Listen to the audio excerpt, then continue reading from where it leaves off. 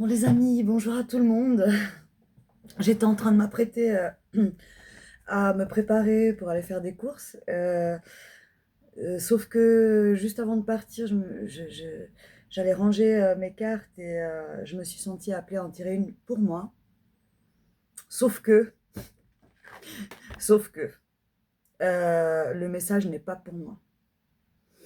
Bien que tout est toujours bon à prendre et qu'il ne faut jamais oublier d'où l'on vient, ok? Jamais oublier d'où l'on vient. Et donc la carte qui est sortie là parle de résilience. Encore et toujours. Avec le numéro 4. Et je vais vous lire ce qui vient dans le livret. Donc vraiment une petite vidéo rapide, sans artifice, parce que ça doit forcément parler à quelqu'un. Okay. Je vous la lis. Il y a toujours un petit poème d'introduction. Donc, et franchement, le message est plus que parlant. Alors, la résilience. Quand le bonheur lui-même te mène en bateau sur un long fleuve tranquille, bercé de sanglots, il te restera une rame pour te guider, mais plus une seule larme pour savoir aimer. Quand la chute s'impose, alors le bonheur explose. Et si tu t'en sors vivant, c'est qu'il est encore temps. La peine durcit les traits, enclave le cœur, mais finit par libérer l'esprit.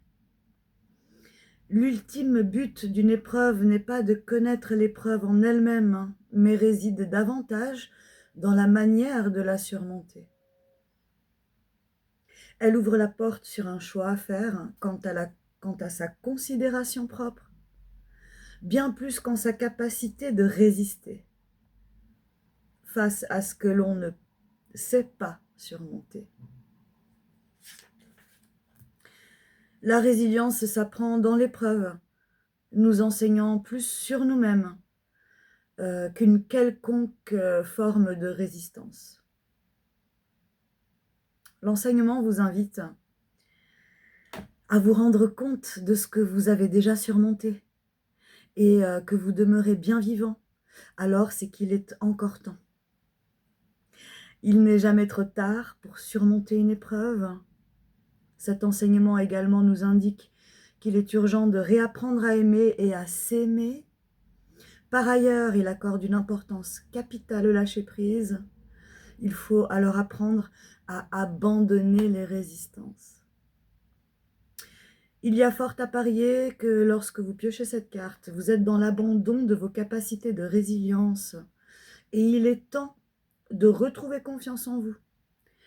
La tristesse semble avoir pris toute place, mais votre esprit est grand. Faites-vous confiance. Rendez-le plus léger et surtout remarquez comme il est libre de ce que vous avez déjà surmonté. Il n'y a jamais de mauvais moment pour briser ces chaînes. Le conseil de l'auteur, listez tout ce que vous avez réussi à surmonter dans le passé. Vous entendez l'ambulance? Vous l'avez surmonté. Regardez-vous, regardez-le, regardez. Vous êtes encore là. Même si, ouais, il y a cette résistance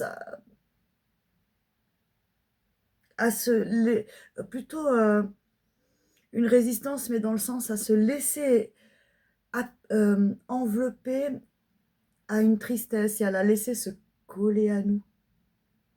Elle est là, il faut la ressentir évidemment, il faut qu'elle nous traverse,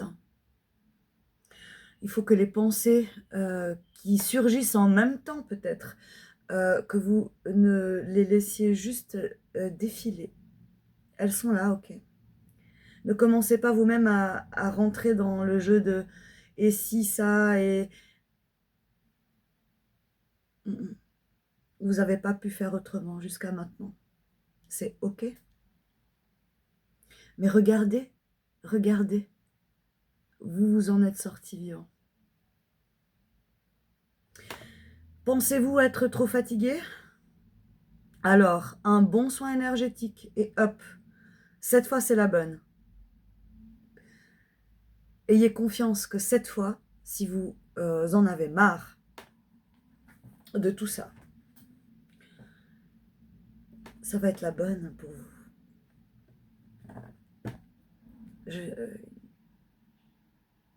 Un petit en plus.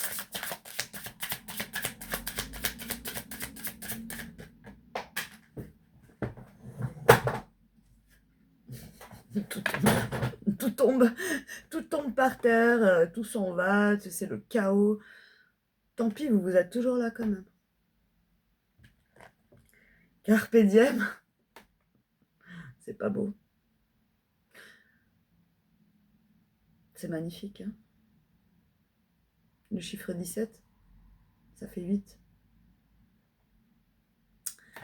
8, c'est le grand tout, c'est le cosmos, c'est tout, c'est le tout. Et Carpe diem, vraiment, un jour à la fois, 1 heure à la fois,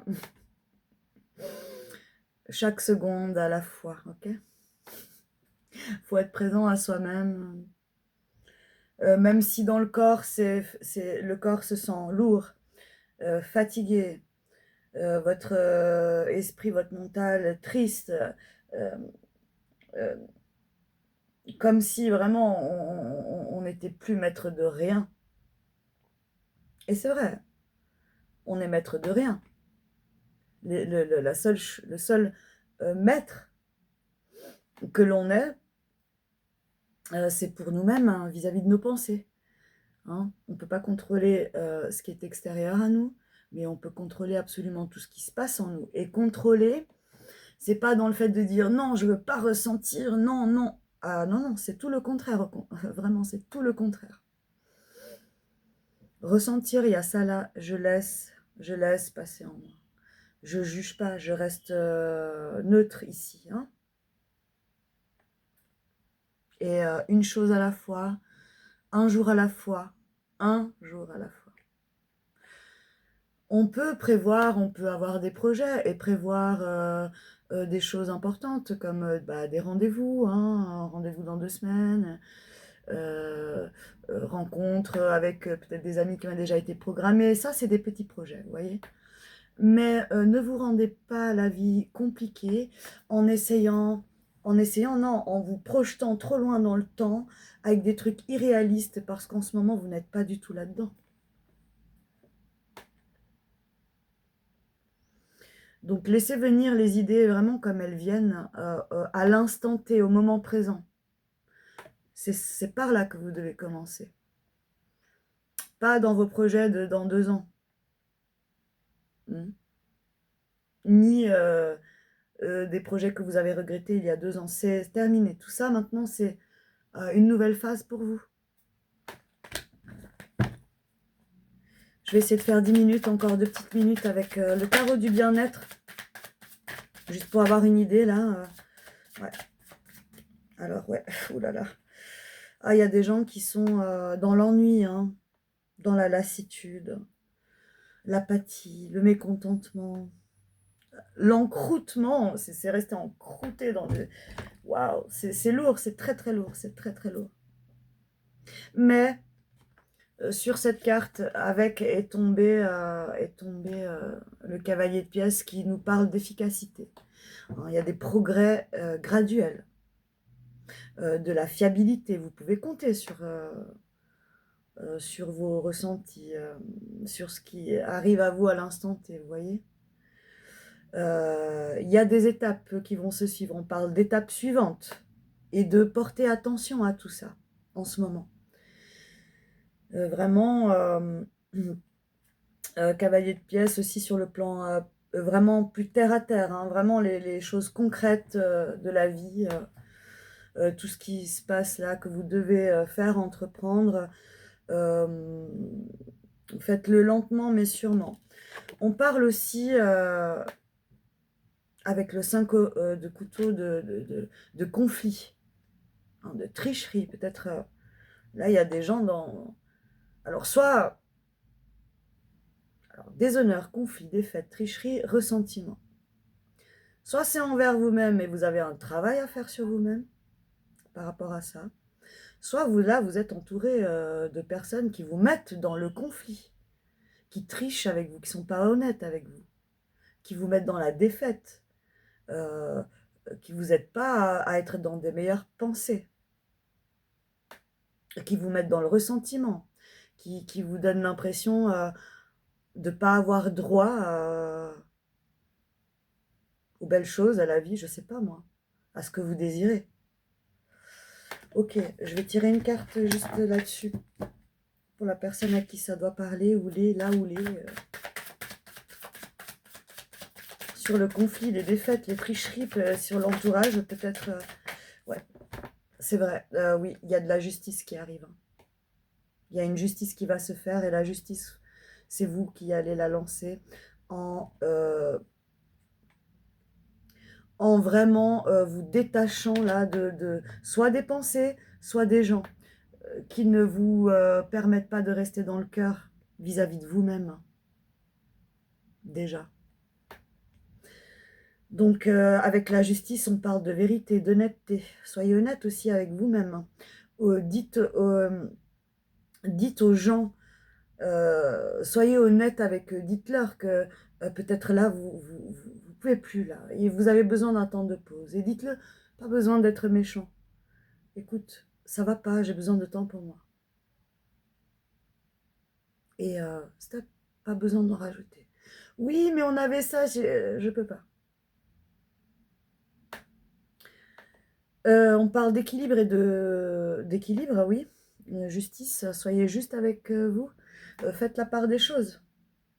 Si c'est des gens, laissez-les un peu de côté, là. Vous n'êtes pas obligé de vous en détacher complètement, mais pour le moment, ces prochains temps, laissez-les de côté.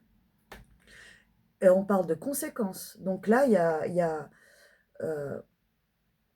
si vous prenez vos décisions par rapport à vous, à ce qui est juste pour vous, les conséquences vont se faire voir. Et les gens, s'il s'agit de personnes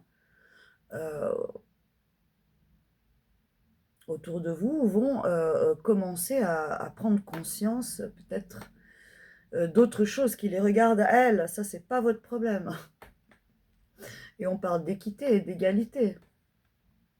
Donc, si dans le milieu où vous êtes, il n'y a aucune équité, puis qu'on n'arrête pas même très subtilement, hein, de vous rabaisser, hein, ça passe par des détails des fois. Hein. Les gens nous disent, nous font des compliments avec des sous-entendus tellement subtils,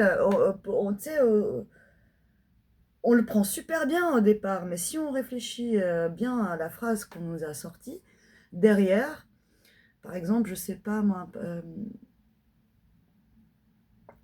par exemple, quelqu'un vous félicite, dit ah c'est bien pour ta situation en plus, ou ton âge, ou que sais-je.